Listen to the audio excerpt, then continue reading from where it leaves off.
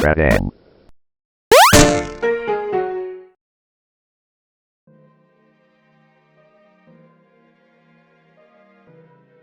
In 1998, a man by the name of Dan Richards founded the game development studio, Cyclone Digital. By the year 2003, it would practically be defunct. In their time as an existing studio, they would only make a handful of licensed games. While nothing notable came from any of these games, they would make one creation that, as of 2022, would be playable to the public. This game contains a secret that would expose the reason as to why the studio failed, and the darker, more disturbing mind of one of their developers. This is the story of Happy the Hippo. I was scrolling through r/creepy gaming, trying to find something that would make a good video topic to talk about. Most of the posts weren't notable, just random creepy Easter eggs in games, people mistaking dreams for games that never existed, and Gmod horror. Lots of Gmod horror.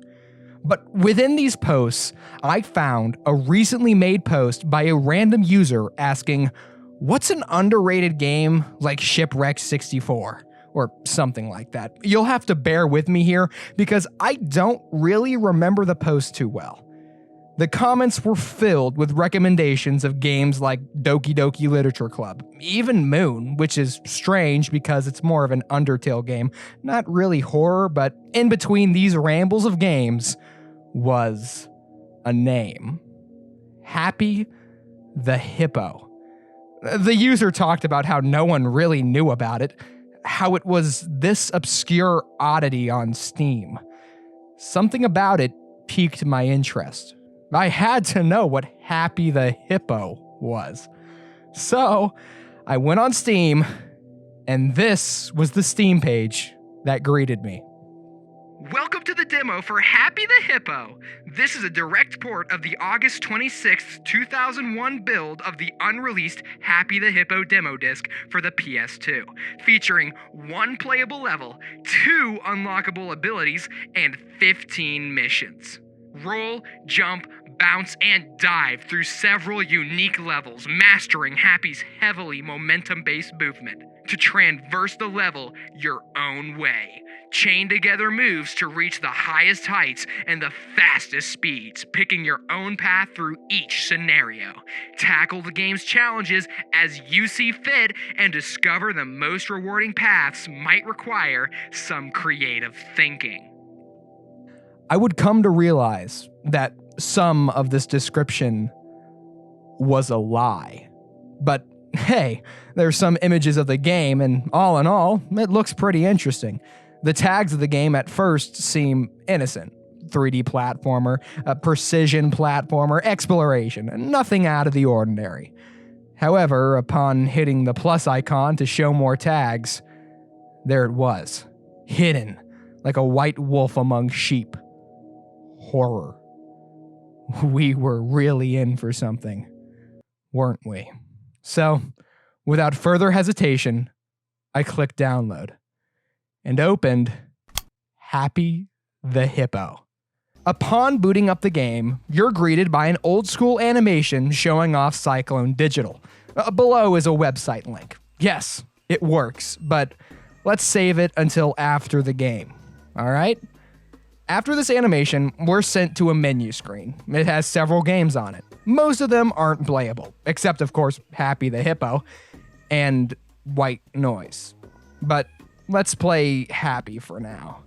As the game starts, you can already feel something is off. We begin in the Midnight Marsh, and while it's definitely similar feeling to that of a Banjo game or PS2 platformers of the time, there definitely is an odd feeling. Almost the same feeling you get when you're the last player in an online match. You're alone, with the ambiance of the environment around you. Even though, in Happy, you're not alone.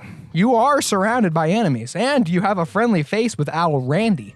Speaking of which, you talk to Owl Randy, which gives you your first mission for the game, to find his sheep and release them.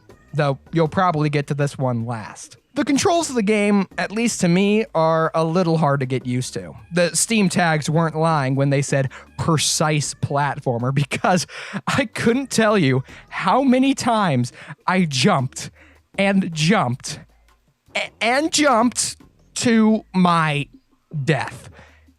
It was a lot. But venturing further into the marsh, you find Owl Randy again, teaching you how to perform a magic bomb attack. Something that is extremely useful because that's how you'll maneuver around the marsh 90% of the time. Take note of the cabin. It'll be very important later. Moving deeper into the marsh, we meet an owl named Milo. He tells us of his scarecrows being taken over by beavers, and upon finding all 12, we are awarded with a frog. Think of the frogs as the moons from Mario Odyssey. You get a frog for every mission you beat, and they all have unique names, some requiring platforming, while others encourage you to look at the outskirts of the map, as if the game wants you to get familiar with the idea of venturing where you thought you weren't allowed. Soon, you'll make your way to this tree section, and honestly, this is my least favorite part of the game.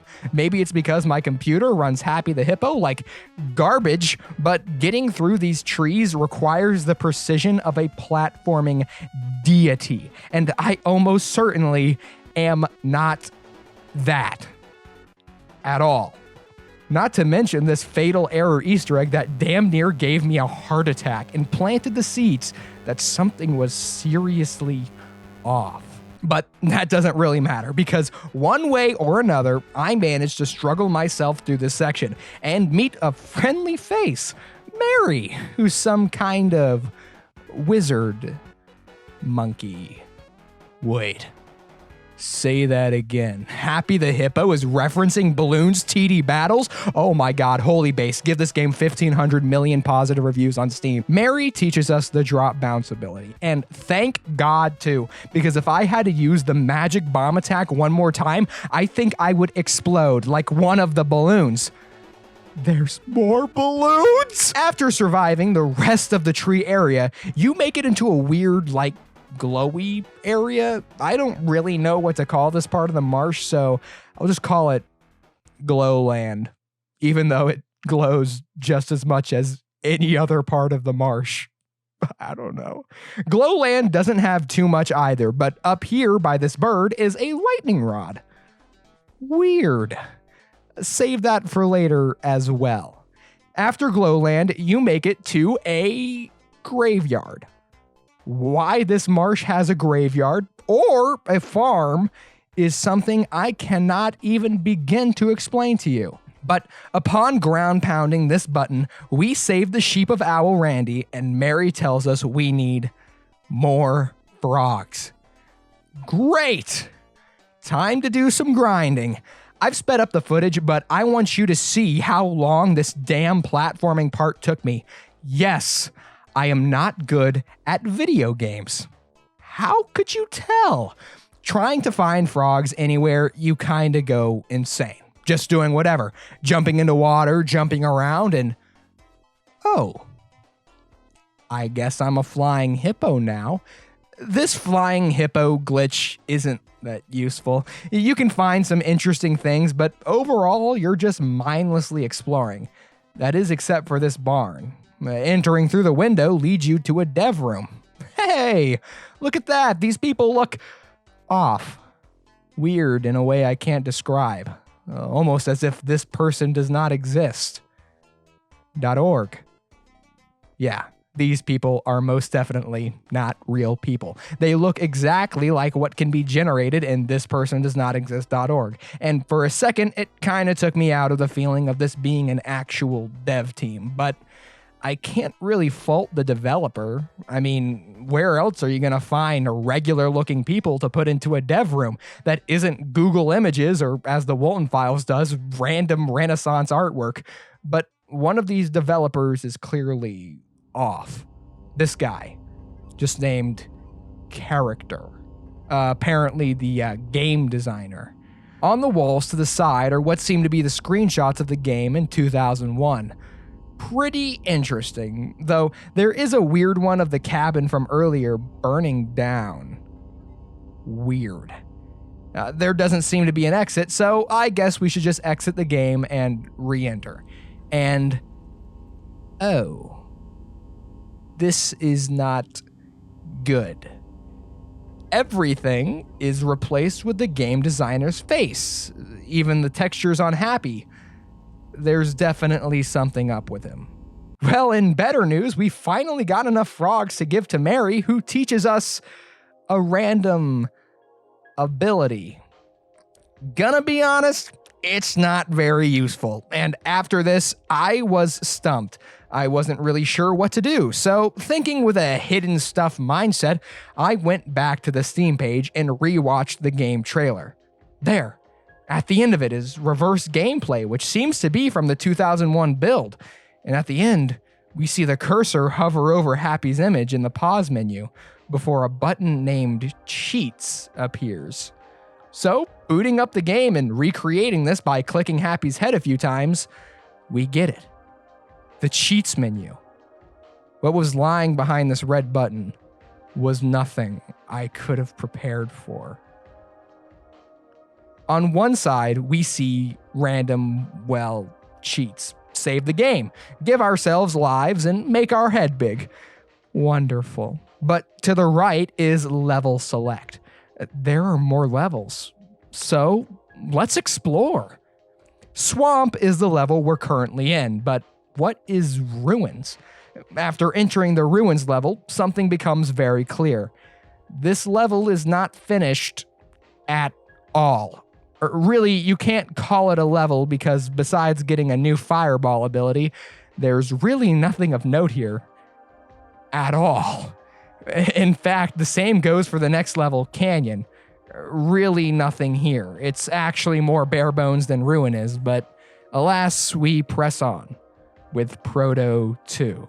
Things become more interesting. While still really nothing to note, there's this silver statue of Happy in this plane that explodes, at least. Woo!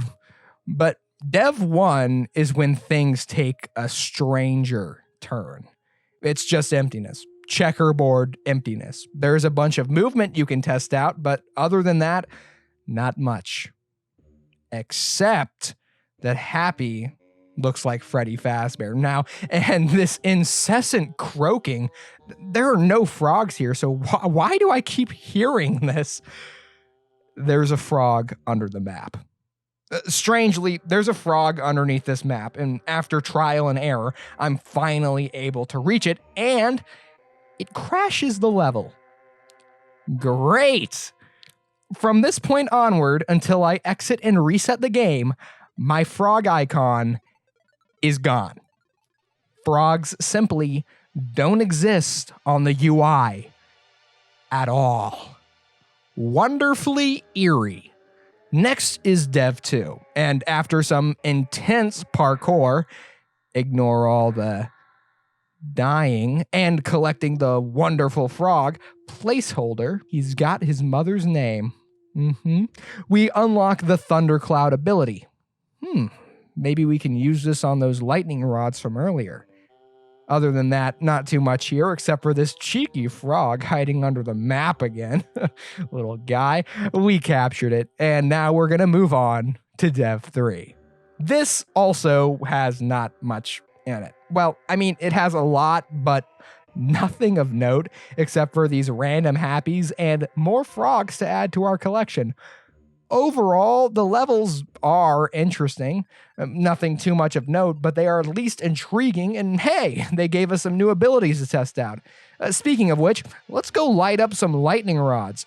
Around the swamp are 4 lightning rods, placed in different parts of the map.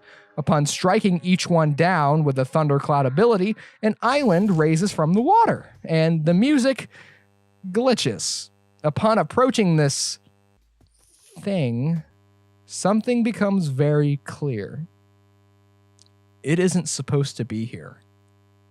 This censored squirrel is something never intended for this game. The way the music glitches, the fact it's even censored, The game doesn't want us to see it because it's not supposed to exist. But even though everything is telling me not to, I approach it. Text appears. Up has opened. What is blank? I look around, and suddenly a gate is at the beginning of the level. It requires 25 frogs to open. As my game saves, I exit out to take a break. I've been playing for a while, and this game is getting me anxious. I need a break. Upon booting it back up, everything is off. It's dark. There's no music. Owl Randy is now a squirrel. As I explore this darkened version of familiarity, something becomes apparent. I'm in an older version of the swamp, a prototype of sorts, with way more frogs. Using the flying hippo glitch, I get some more frogs and beat Proto Swamp. There was actually nothing of note in this section anyways, and besides, now I'm back in regular swamp, with just enough frogs to open the gate. And I can't even explain what's behind it. Entering the gate, I'm in a dark void, with only Owl Randy to accompany me. So I approach him, and it's here I'm given the choice of dialogue. I can actually speak to this character. So, let's ask some questions. Who are you? David. Who is David? David Lee, gameplay programmer. This is somehow the upside-down portrait in the dev room. How am I talking to him? Clearly, something is horribly wrong. Where are you? I don't really want to talk about that. Am I dead? How would I know? Cyclone Digital. Cyclone Digital was a small video game development studio founded in 2000 by Dan Richards, known for developing licensed games and a single canceled original IP, Happy the Hippo. Dan Richards. Cyclone Digital, 2000. Why? It doesn't matter. Moon? There is only one moon. Where's the second moon? It moved. I thought back to the cabin. House fire. I didn't notice it soon enough. I mean, I did. I guess I just didn't care soon enough. And with that, my game saved and the text box closed. So, I left. And when I re-entered the swamp, the cabin door unlocked. But that felt like an end game kind of thing. So first, I did something I saw in the Steam trailer. There was a point where Happy could ground pound and break the floor beneath him. So I tried that. And it worked. After using the fireball ability on this ice, I could speak to the owl trapped behind it. It's hard to keep working on this sometimes. It's just that I work on this game pretty much every day, and even on days I'm not, I'm at least thinking about working on it.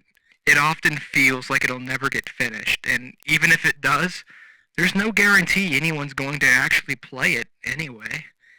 It sounds silly, but I worry about that a lot. Well, hey, you're here at least. Also, if you're reading this, I either forgot to put in the actual dialogue, in which case, tell me, or you're snooping through my PC, in which case, stop doing that. I have reason to believe this is David, as David speaks through these owl characters and seems to be the focal point of the story. But let's continue on into the cabin. Reaching the cabin, you can't just enter through the door. No, instead, you have to use fireball on it, causing a fire to start and recreate that image from the dev room. With everything on fire, you can finally enter. Inside the cabin, we enter a dark abyss. On either side of us are houses. Presumably, we're in a neighborhood. Continuing down the path, we finally reach it. a burning house. Something awful has happened. And inside is an owl. I'm pouring so much energy into this, just trying hard to make it work, and it's not healthy. I'm giving it more than I have to give, and it's draining me. It hurts so much to admit that. I care so much about this, and I want so badly for something to come of it, but it's causing me so much stress. I'm losing so much sleep. I've never felt so unhappy and anxious, just all the time, constantly. Am I supposed to just give it up? I don't want to. I really don't want to.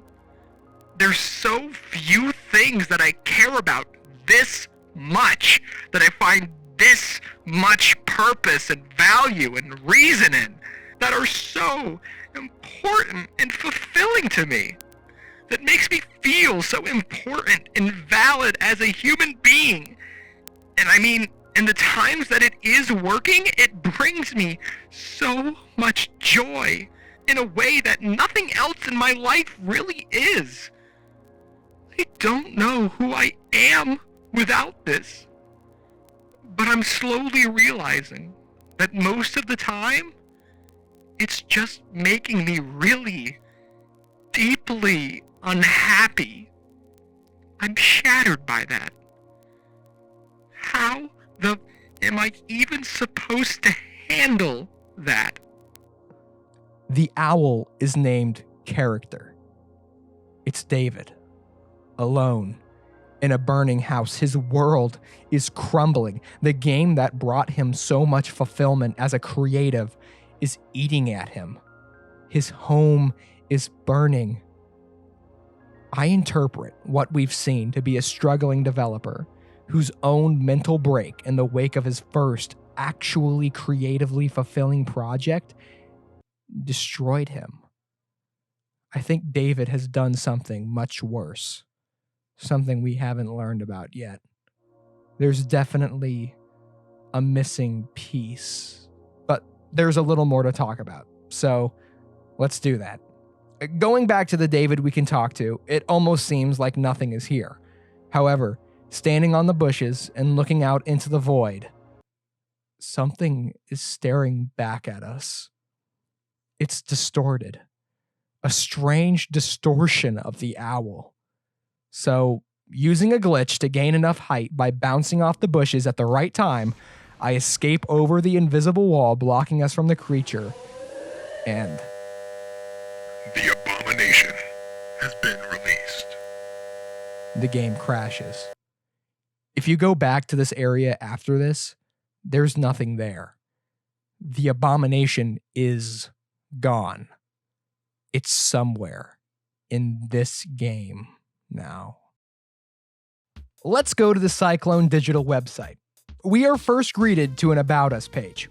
There's not too much of note that hasn't been already said, but I want to highlight this line in particular.